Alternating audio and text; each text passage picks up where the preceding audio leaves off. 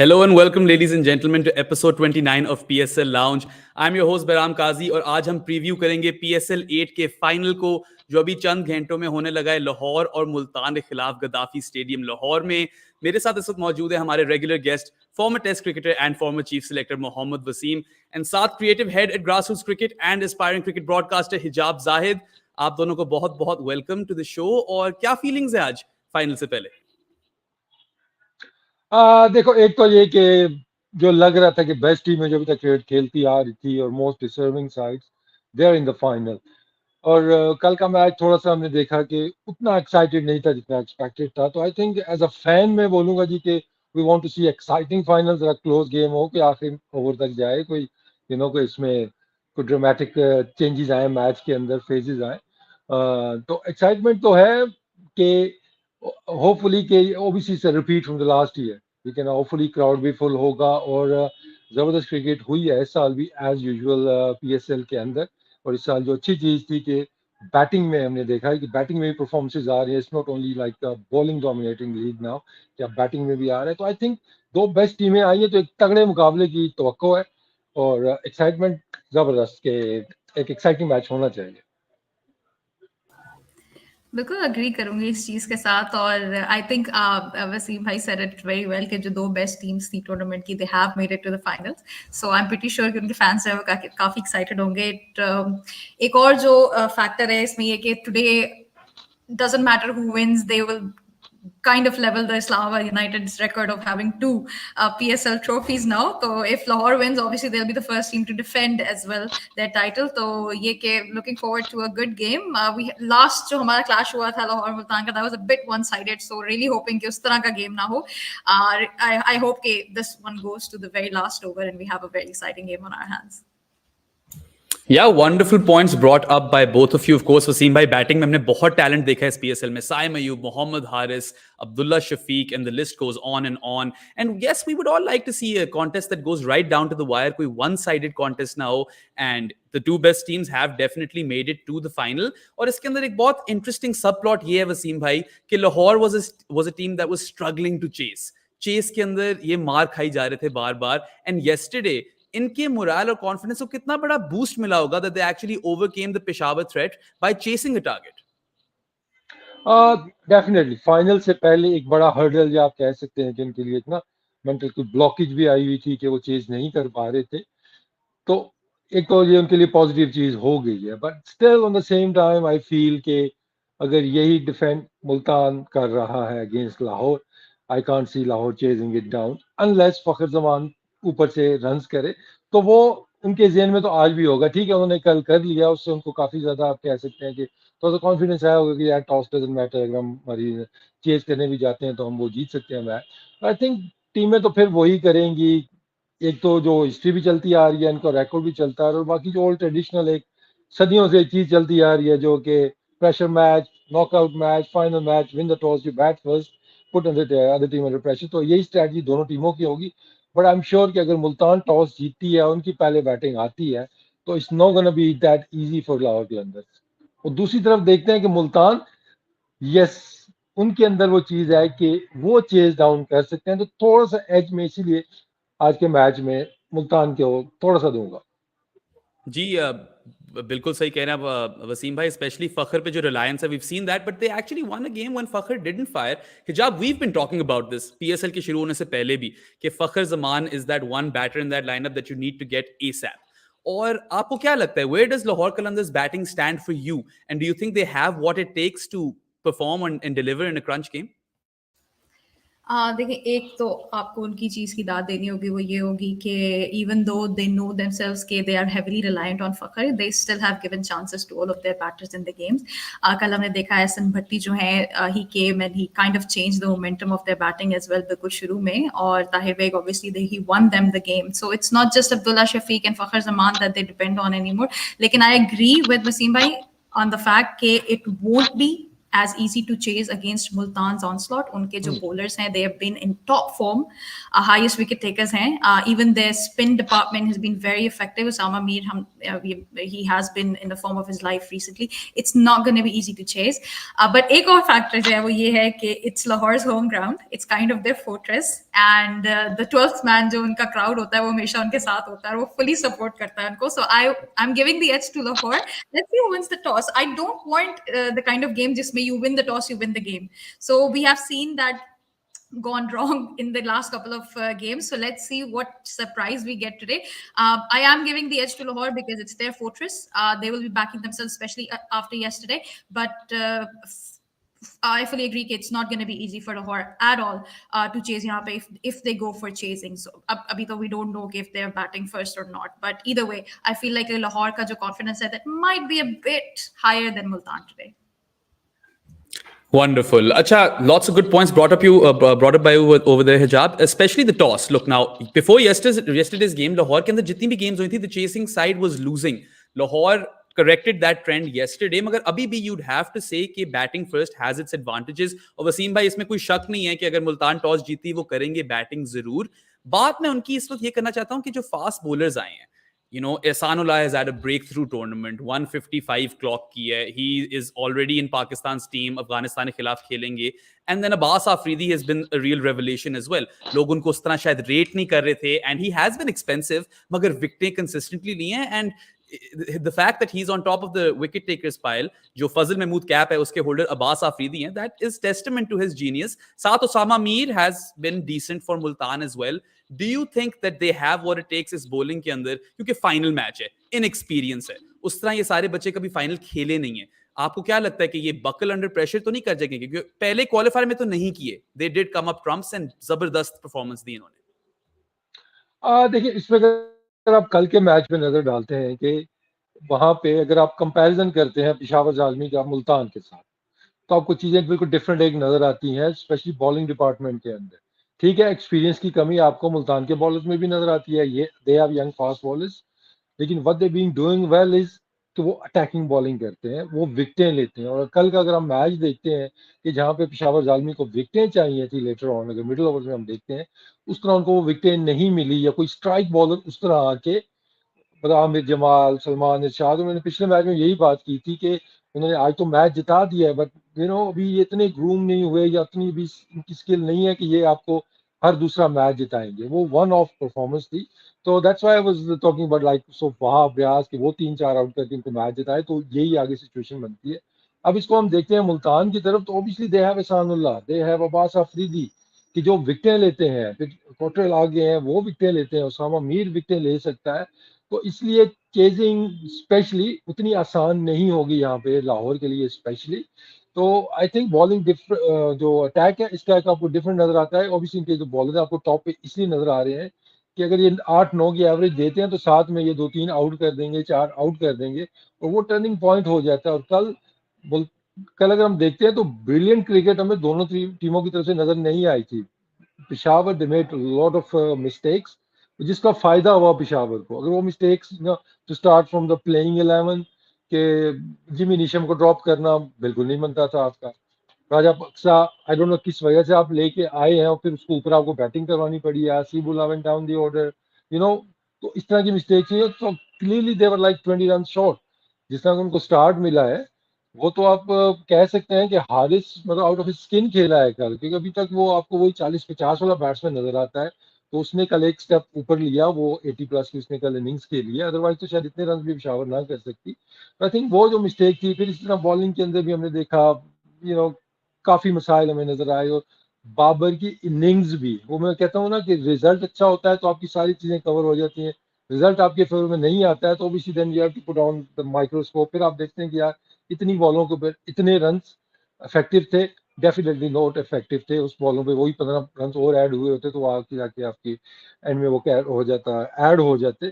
तो I think knowing के Multan they play smart cricket. Obviously वो डेटा का भी यूज करते हैं, they have good coaching panel, उनकी प्रिपरेशन, तो वो सारी चीजें अच्छी होती हैं. तो उस सिनेरियो के अंदर अगर देखें तो मुल्तान हैज बेटर चांसेस, शायद इतने रन के ऊपर भी 180 भी अगर वो करते हैं तो दे हैव द बॉलर्स, उनके पास प्लान्स हैं, वर्कआउट वो करके आते हैं चीज़ों को, तो प्रीटी मच आपको डिफरेंट एक टीम नज़र आती है अगर आप मुल्तान की देखते हैं। तो आई टोटली एग्री, और बहराम का भी टिल जो मुझे लग रहा है उसकी बातों से कि मुल्तान की तरफ थोड़ा सा मुझे लग रहा है, विद यू बहराम। वैसे कल जो मैंने कहा था उसका तो उल्टा हो गया, कल ही प्रेडिक्शन मेरी गलत हुई है कल। इसकी वजह से मैंने माइक्रोस्कोप लगाई है पेशावर ज़ालमी के ऊपर, because I think they had a good chance, क्योंकि लाहौर अगर आप देखते हैं आखिरी 2-3 मैचेस के अंदर दे बीन स्ट्रगलिंग, और कल भी अगर हम देखते हैं तो वो टॉप पे नहीं थे अपने, शाहीन लुक ऑफ कलर, तो वो अब वो उसकी और भी वजूहत हो सकती हैं, बट ऑब्वियसली वो उस तरह का शाहीन नजर नहीं आ रहा। हारिस भी अगर हम देखते हैं तो उस तरह भी इंस्ट्रूमेंटल हमें नजर नहीं आ रहे हैं। Zaman is being bowling well, तो but they will be hoping कि आज ये सारे अपने अपने जो होती है ना कि बेस्ट परफॉर्मेंस दें, स्टार्टिंग फ्रॉम शाहीन। आपने सही पहचाना वसीम भाई, डेफिनेटली मुल्तान की तरफ मेरा टिल्ट तो जा रहा है, because I think it won't be that straightforward, and they are a team जिन्होंने ईयर आफ्टर ईयर प्रूव किया है। थर्ड कंसेक्यूटिव फाइनल ये फ्लूक से नहीं हो जाता, you definitely have to have some sort of process, और कोई मैकेनिज्म होता है जो सक्सेसफुल हो रहा होता है, तभी आप यहाँ तक पहुंचते हैं। उस्मान खेलेगा, शान मसूद खेलेगा, पहले ये बताओ। Usman खेलेगा, definitely Usman खेलेगा, because he even performed in the previous game. And I guess जल्दी से मैं prediction ले लूं, उसके बाद हम थोड़ी सी और बातें कर लेंगे, but I am going to go for Multan and हिजाब, and वसीम भाई आप भी अपनी जल्दी से prediction बता दें। मुझे लग रहा है मुल्तान, देखें अनलेस के लाहौर वो क्रिकेट खेले जो वो शुरू में खेलता आ रहा था, तो लास्ट 2-3 मैचों वाली वो क्रिकेट खेलते हैं, तो फिर मुझे उनका चांस नजर नहीं आता। सही, मैं I would want Multan to win. I think they have been brilliant throughout, लेकिन अगर मोमेंटम की बात देखें तो I think Lahore might just be able to clinch this. So मेरी प्रेडिक्शन ये है कि Lahore will win, they will defend the title. Yeah, so all three people are with Multan, and मेरे जो सिर्फ जो डर है मुझे वो ये है कि मुल्तान ने कुछ दिनों से मैच नहीं खेला, तो शायद वो उस तरह बैटल हार्डन ना हुए हों। एंड ऑफ कोर्स लाहौर का क्राउड तो हमेशा से है, and you know that can also backfire as well. अगर लाहौर अच्छा ना खेल रही हो तो क्राउड बैकफायर भी कर सकता है। But before we end this episode, I just want to talk a bit about Peshawar Zalmi. Wasim भाई, ऑफ कोर्स कल मौका नहीं मिला हमें शो करने का, एंड वुड यू से with the bowling lineup that he had और जहां तक वो टूर्नामेंट में पहुंचे, did Babar Azam overachieve with Peshawar Zalmi in this tournament? And Hijab, you can go as well after Wasim bhai. देखिए, सिर्फ bowling का कंपैरिजन करते हैं तो शायद आपको कराची की बेहतर नजर आएगी, आपको कोयटा की बॉलिंग बेहतर नजर आएगी पेशावर के मुकाबले में। ओके, पेशावर की बॉलिंग ने भी उनको मैचेस जिताया, हमने लास्ट मैच जो प्रीवियस मैच देखा हमने उनको बॉलिंग ने मैच जिताया है, और आज बाबर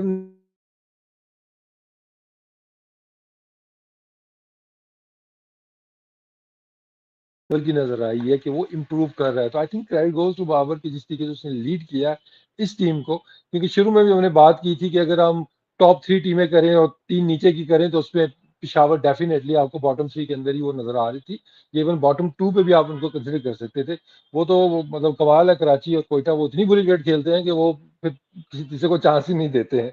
तो उसलिए आई थिंक क्रेडिट जाता है कि इस टीम के साथ इस स्टेज तक पहुंचना, आई थिंक इट वाज, आप कह सकते हैं under the circumstances it was a good achievement. Yeah, I mirror that sentiment as well. I think Peshawar Zalmi didn't really do well at the draft. They missed out on a trick or two. उनका जो playing 11 था वो end तक हमें confirm नजर नहीं आ रहा था. They tried few bowlers. They tried, their batting order was very fluid as well. तो ये कि उनका एक fixed playing 11 end तक नहीं बना था, and that shows you कि they themselves weren't very sure कि हमने किसको खिलाना है और कब खिलाना है और क्या कुछ करना है. लेकिन even considering all of that, they were still able to clinch the games. That's what happens in T20s as well, I guess. So उसमें ये था कि I do feel like Babar has उसकी individual brilliance जो थी that helped Peshawar Zalmi a lot in terms of their batting.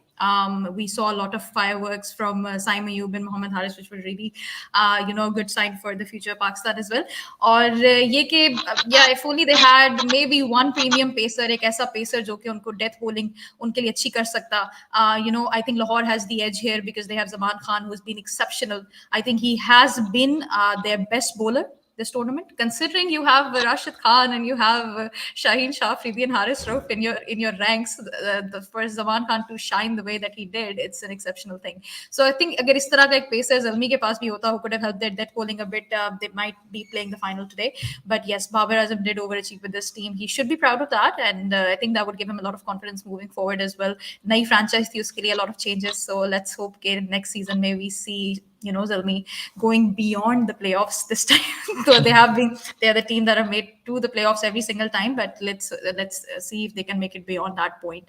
So yeah, it's becoming boring now. Multan Lahore final, Multan Lahore final. We don't want that next year. Yeah, absolutely.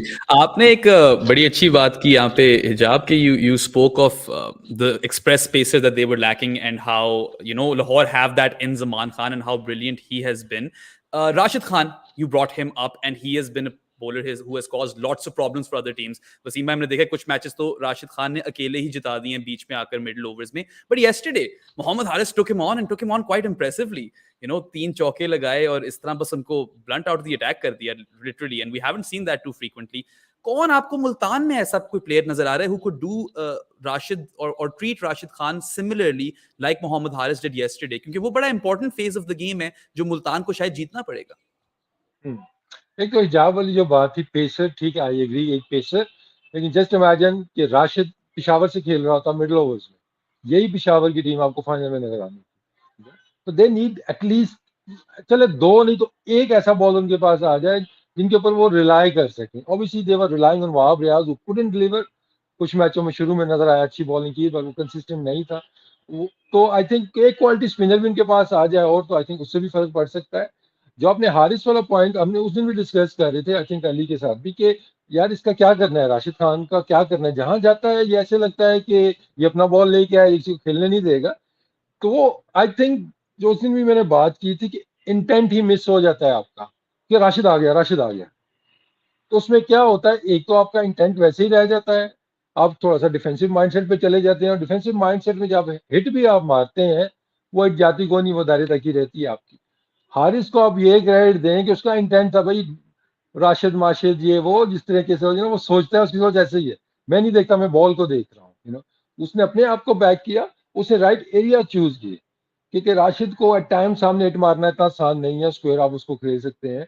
तो उसने न सिर्फ उसको SVEEP किया, slope SVEEP किया, बल्कि उसने उसको रैम शॉट भी खेला, और वो क्लेवर शॉट है. रैम शॉट आपको नॉर्मली नजर आता है अगेंस्ट द पेसर्स की, जिसकी आप पेस यूज करते हैं, लेकिन आप देखते हैं राशिद की पेस भी कोई कम नहीं है, ठीक ठाक मीडियम पेसर वाली उसकी शॉट है. तो गॉट इनटू द पोजीशन, तो उसने वो शैकल एक तोड़ा है कि भाई राशिद को मार सकता है कोई. तो आई थिंक ये चीज बाकी बैट्समैन भी देखेंगे. लेकिन अगर आप मुल्तान का जो आपका नेक्स्ट ट्रिकी क्वेश्चन है कि मुल्तान में ऐसा कौन करेगा, मुश्किल सवाल है. हो सकता है कि लेफ्टी पाइलो रोसो या लेफ्टी आगे उसको टेन ऑन करे, खड़े पोलार्ड पोलार्ड अगर उसकी 4 बॉलें निकाल जाए तो, क्योंकि नॉर्मली वो 4 बॉलों में उसको आउट कर लेता है शुरू में. तो उसने देखा था 2 छक्के थे पोलार्ड ने उसको मारे थे. पर आई थिंक इट ऑल डिपेंड्स कि आपके ऊपर वाला जो पावर प्ले है आपका, शाहीन को आपने कैसे डील किया, आपने जमान को कैसे डील किया, हारिस 1 ओवर करेगा उसको कैसे डील किया. If you are in comfortable situation, तो आई थिंक फिर राशिद आपके लिए स्लाइटली इजी हो जाता है कि चले हमने मोमेंटम कैरी करना है. लेकिन ऊपर से 2-3 विकेटें गिरी हुई हों, दायरा खुलता है, सामने राशिद खान आ जाते हैं, तो आपके राशिद छक्के उड़ जाते हैं. यार आप क्या करेंगे, आप इसके ओवर भी निकाल लेते हैं. वो निकालते 16 ओवर आपके निकल जाते हैं में. बट आई थिंक जो एक ट्रैक रिकॉर्ड देखें, लक देखें, what ever you call it, Rizwan big match, मुझे लग रहा है कि रिजवान आज भी करेगा कुछ. चले बिल्कुल ठीक. और आखिरी सवाल की तरफ चलते हैं. Of course this is a big one. We have seen lots of great captains और पाकिस्तान के प्रीमियर प्लेयर्स सारे कैप्टन कर रहे हैं हर टीम को. And in this game you have Mohammad Rizwan versus Shaheen Shah Afridi. Now Rizwan ने एक चीज हमें दिखाई कि अपनी रिसोर्सेज बड़ी अच्छी तरीके से यूज करते हैं. इंजरी हिट मुल्तान को भी वो फाइनल तक लेकर आए और एक प्रोसेस नजर आता है आपको, एक फेथ देते हैं वो अपने यंगस्टर्स को. अब्बास आफरीदी को देखें डेथ में करा कर कितना उनको डेवलप कर दिया एक ही टूर्नामेंट के अंदर. Shaheen Shah Afridi you see is someone who is a bit more emotional, wears his heart on his sleeve.